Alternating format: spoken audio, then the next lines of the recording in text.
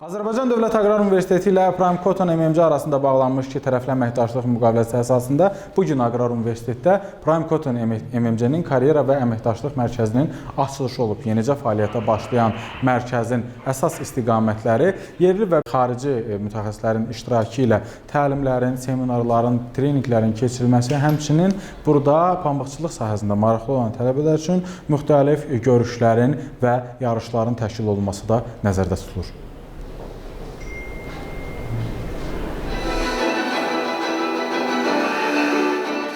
Bu mərkəz Prime Cotton'un 30 illik fəaliyyəti çərçivəsində ərsəyə gəlmişdir və bizim məqsədimiz tələbələrimizin inkişafını etdirməkdir və bizim tədris mərkəzimizdə inkişafını davam etdirməkdir və bununla bərabər onları real həyat şəraiti ilə ilk addımlarını atdırmaqdır.